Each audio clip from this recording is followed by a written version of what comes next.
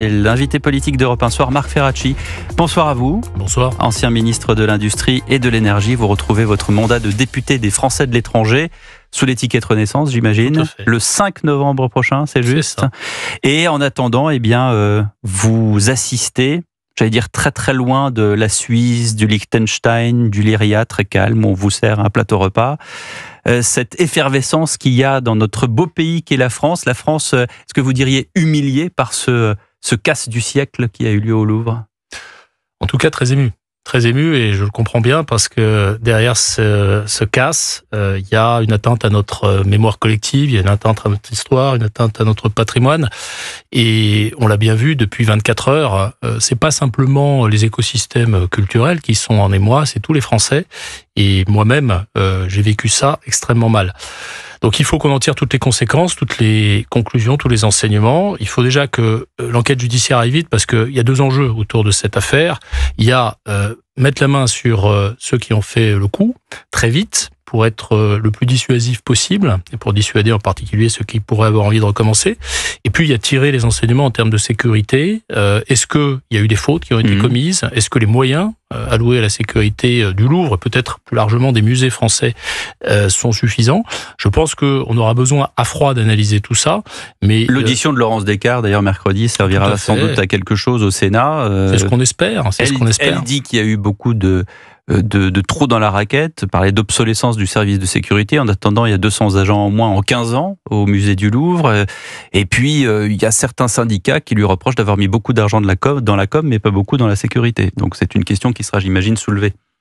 Moi, j'ai pas vocation à faire les questions et les réponses de ma fenêtre. Ce qui est certain, c'est que ces questions, elles sont légitimes. Elles auront besoin d'être posées, et elles auront peut-être aussi besoin de remettre en perspective tout ce qui a été fait ces dernières années, en termes de moyens, en termes peut-être de politique plus générale d'accueil du public, parce que moi, je suis très attaché à ce que les musées restent des endroits ouverts. Évidemment, pour certains, ils sont payants, mais des endroits très ouverts, et on doit trouver cet équilibre. Ceux qui ont fait le coup, ils ont probablement passé du temps à repérer les lieux, ils ont passé du temps à observer où étaient les failles, où étaient les brèches dans le dispositif de sécurité.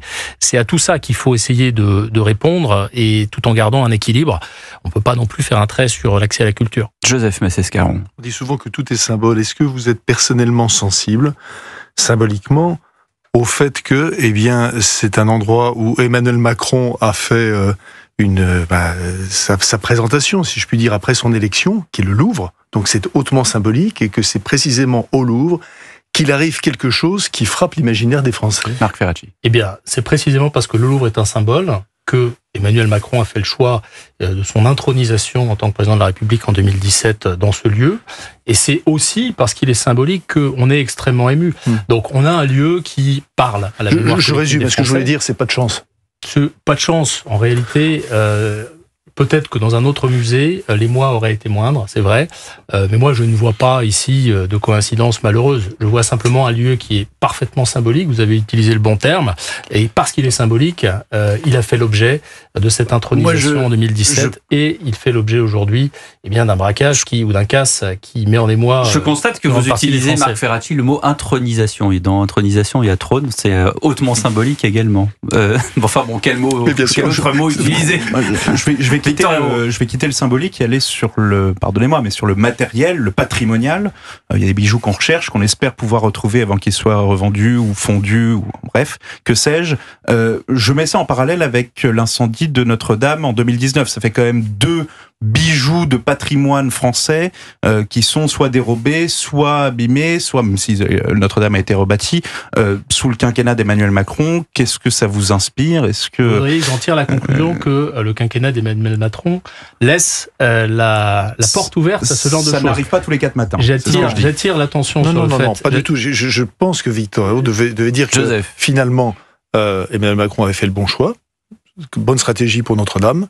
Et est-ce qu'il est prêt à faire le même type de stratégie? J'allais rebondir avec cet argument. Les accidents ou les casses ou les braquages, ça peut arriver. Mais il faut en tirer tous les enseignements. Et j'attire votre attention sur le fait que, s'agissant de Notre-Dame, tous les enseignements ont été tirés. C'est dans un temps record que Notre-Dame a été rebâtie. Et je pense que c'est quelque chose qui doit être aussi porté au crédit du président.